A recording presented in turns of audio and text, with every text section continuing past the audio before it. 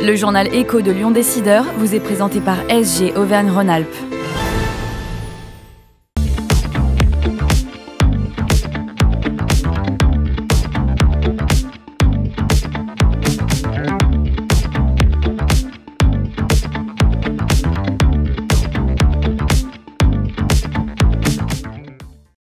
Bonjour à toutes et à tous, bienvenue dans le journal Écho de Lyon Décideur. Ça bouge dans l'univers du restructuring avec l'arrivée d'un nouvel intervenant majeur, Interpass, issu du groupe KPMG. À Lyon, le dirigeant du bureau se nomme Guillaume Requin, l'un des associés d'Interpass France. Il est notre invité aujourd'hui. Bonjour. Bonjour à tous. Merci d'avoir accepté notre invitation. Alors pourquoi cette scission au sein de KPMG au niveau international et en France? Vous n'étiez plus en phase avec le groupe KPMG?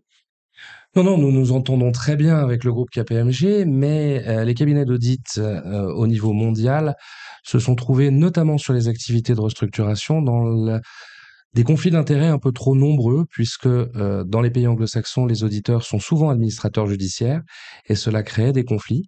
Donc il y a eu un souhait, d'abord en Angleterre en 2021, de se désengager de ces activités, et puis en France en octobre 2024. Voilà, c'est vraiment ce problème de conflit d'intérêts qui a poussé cette prise d'indépendance. Il y a, comme dans tout projet, une opportunité. Nous avons eu une douzaine d'associés, l'opportunité aussi de devenir des entrepreneurs nous-mêmes, de mieux comprendre ainsi ce que vivaient nos clients au quotidien. Et c'était un beau challenge pour nous que de créer un cabinet différent qui puisse répondre dans un modèle très intégré aux préoccupations aujourd'hui des entreprises, des ETI, mais aussi des fonds d'investissement. Alors, vous l'avez dit, tout a démarré au Royaume-Uni en 2021 autour d'une double activité, conseil financier et restructuring. Tout à fait. Interpass est né principalement d'abord d'une culture autour de la restructuration. Ça, c'était le métier premier. Et puis, assez rapidement, tout ce qui gravite autour de la situation spéciale, special situation, s'est agrégé autour de ce métier principal. Et dans ce qui s'est agrégé, nous avons donc du conseil sur la gestion de dette, debt advisory, sur la création de valeur, tout ce qui relève aujourd'hui de l'accompagnement sur la trésorerie et sur la gestion du besoin en fonds de roulement. Et puis évidemment, nous avons aussi une activité transaction un peu plus classique qui vient compléter ces éléments. Et pourquoi ce nom d'Interpass? Pourquoi ce nom? Le chemin alternatif, un autre chemin, une autre voie.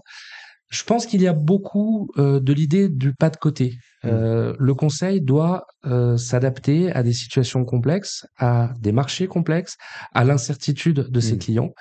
Et il doit apporter autre chose. Et cette autre chose, c'est le pas de côté qu'on est capable de faire quand on intervient aux côtés de dirigeants. Alors, 2021 au Royaume-Uni. En France, la création est un peu plus récente, hein? Alors en France, c'est 2024, effectivement. L'opération L'an dernier, donc. a démarré en octobre. Plus précisément, la création du cabinet, c'est en avril. Et en octobre, l'opération de carve-out, terme anglais, c'est vrai, des activités avec l'ouverture. On peut traduire par scission, séparation voilà. De nos activités qui a permis de démarrer dès octobre avec un peu plus de 180 professionnels. Nous sommes déjà un peu plus de 200 aujourd'hui. 2 bureaux, un bureau à Paris, un bureau à Lyon. Et les 4 métiers développés et déployés, donc les situations spéciales, l'accompagnement sur la gestion du cash, l'accompagnement sur les levées de financement et les transactions plus classiques. Et la séparation avec KPMG, donc c'est fait dans de bonnes conditions. Est-ce qu'il faut parler d'un divorce avec ou sans consentement mutuel? Non, ce n'est pas un divorce, c'est une séparation qui s'est réellement passée dans un très bon climat. Je crois que nous avions les uns les autres compris du côté de KPMG que ces métiers devenaient difficiles pour pouvoir les déployer, et de notre côté, l'envie, comme je l'ai indiqué, de devenir des entrepreneurs au service de nos clients. Donc tout s'est passé dans un excellent climat et les relations sont encore très bonnes. Nous travaillons encore avec KPMG main dans la main sur toutes les missions. Vous n'avez pas dû signer de clause de non-concurrence? Alors, à l'inverse, KPMG s'est engagé à ne plus faire de restructuring, puisque c'était sur pendant votre cœur de un métier, temps donné, voilà, sur d'accord. notre cœur de métier. Ça, c'est vrai. Et nous n'avons pas vocation à faire de l'audit. Donc, nous allons pouvoir, j'en suis convaincu, cohabiter très largement sur l'ensemble de nos métiers respectifs. Alors, pour vous, personnellement, qu'est-ce qui change dans le fait que vous ne vous appelez plus KPMG mais Interpass? Qu'est-ce que ça change dans votre façon de travailler? Alors, le premier élément, c'est que nous avons pris le parti d'être un cabinet d'entrepreneurs. Donc ça, c'est quand même quelque chose qui est important parce que dans la démarche, on est sur un seul PNL. Donc on est plutôt aujourd'hui une entreprise qu'un cabinet d'associés. Nos collaborateurs ont la possibilité de faire partie aussi du capital, donc on les intéresse eux aussi à la performance. Il n'y a pas de querelle de clocher de quelque nature que ce soit, donc ça c'est vrai que évidemment on est dans ce projet entrepreneurial avec un soutien d'un fonds d'investissement qui nous donne aussi beaucoup de moyens pour déployer nos activités. Fonds Et d'investissement qui s'appelle HIG Capital. Voilà. Pour le citer, qui est un fonds américain qui déploie beaucoup autour des activités de conseil indépendant, en considérant que c'est un nouveau modèle, ce qu'on appelle les boutiques de plus en plus dans nos métiers. Alors, si on décide de voir quelle est votre feuille de route en France de façon générale, hein, et puis ici même à Lyon. Alors, en France, en Europe, on a déjà procédé à une acquisition en Allemagne qui s'est réalisée sur le métier de la supply chain avec un cabinet leader dans son secteur qui s'appelle Kerkhoff, qui nous ouvre le marché de l'Allemagne, de l'Autriche, de la Suisse et qui va devenir un centre d'excellence. On travaille évidemment sur toute l'Europe occidentale. En France, on continue avec l'objectif de renforcer nos équipes et une position de leader sur les marchés de la restructuration notamment, mais aussi sur les marchés de l'accompagnement à la création de valeur. Et puis, à Lyon, évidemment, dans notre idée, c'est de pouvoir déployer toutes les activités aujourd'hui exercées par Interpass. Nous sommes une vingtaine actuellement à Lyon. Oui, j'allais vous dire, oui. Combien à Lyon et... Une vingtaine à Lyon, 180 à Paris, et l'espoir d'être assez rapidement une cinquantaine à Lyon en ayant déployé tous les métiers, Et vous notamment rayonnez les sur métiers toute du la cash. région Auvergne-Rhône-Alpes Rayonner depuis sur Lyon tout le sud de la France, Tout le sud. Auvergne-Rhône-Alpes, évidemment tout le sud de la France, parce que on n'est pas chauvin à Lyon, mais on considère que Lyon est la deuxième place forte de l'économie, donc une réelle volonté de s'implanter sur tous nos métiers. Très orienté aussi autour du cash, c'est un élément qui est fondamental pour nous parce que on considère que le cash est aujourd'hui encore trop souvent le parent pauvre des entreprises, alors qu'il est fondamental et central. Problème de trésorerie, Le problème de la gestion de la trésorerie qui est souvent malheureusement du assez mal BFR, appréhendé. fonds de roulement. Le besoin en fonds de roulement, en fait, on s'aperçoit que la culture de la trésorerie n'est malheureusement pas aussi importante qu'on pourrait le croire. Et dans ces périodes un peu de disette de cash, c'est vrai que tout le travail sur l'optimisation du BFR, les flux de trésorerie, la gouvernance financière est important. Petite anecdote, il y a encore 30 ans, quand vous étiez dans la vallée de l'Arve ou à Oyonnax, la trésorerie, c'était souvent l'épouse du patron qui gérait. Et en général, quand les comptes en banque commençaient à réduire et que manifestement il y avait moins de trésorerie que le mois précédent, elle allait voir son mari en lui disant il y a peut-être un problème dans notre entreprise, et c'était le premier indicateur des difficultés opérationnelles. Peut-être que c'était un bon phénomène finalement. Alors, quels sont vos objectifs à 5 ans, à horizon 2030 par exemple qu'est-ce que vous diriez? Alors l'objectif à 5 ans pour Interpass, c'est évidemment de devenir un incontournable au niveau mondial. Il y a de vrais projets et de vraies ambitions, notamment sur le territoire américain, sur le territoire, on va dire, assez large de l'Asie du Sud-Est.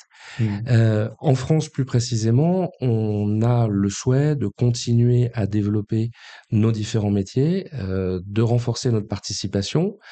À Lyon, j'espère qu'on restera incontournable dans le secteur de la restructuration financière. Ça fait maintenant un petit moment qu'on est présent au travers de nos équipes, mais également qu'on sera l'accompagnateur des PME et des ETI sur leur création de valeur.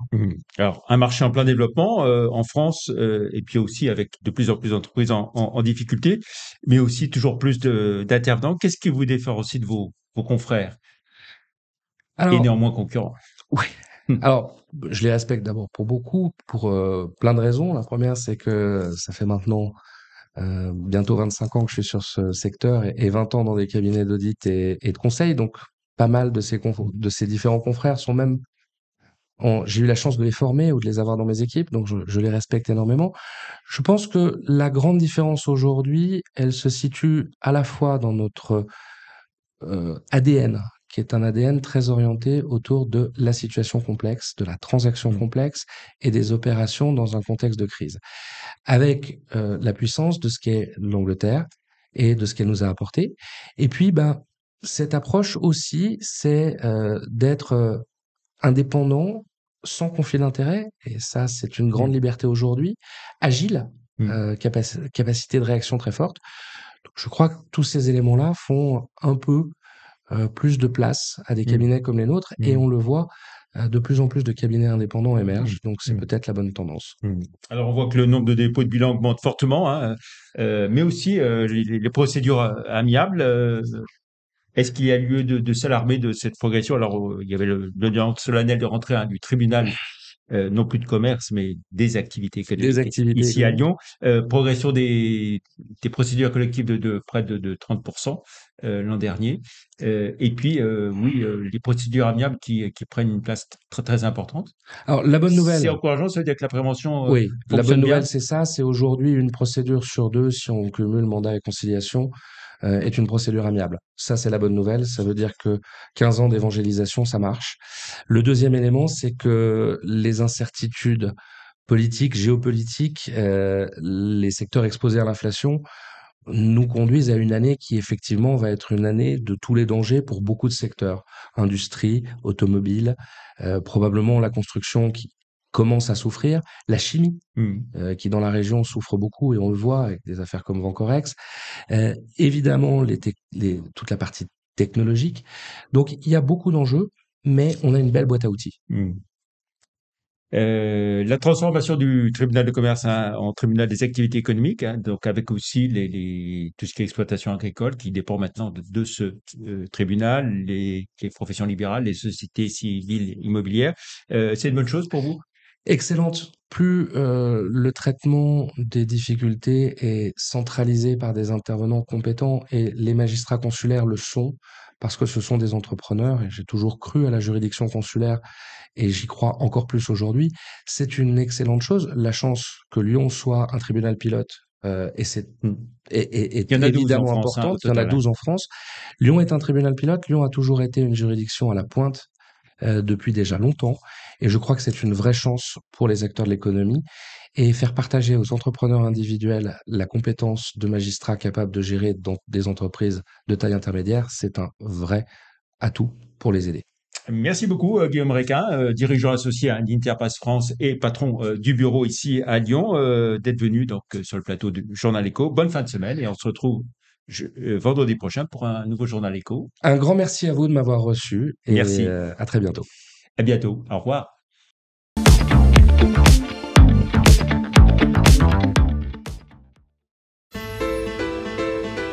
Faites grandir vos idées avec SG Auvergne-Rhône-Alpes.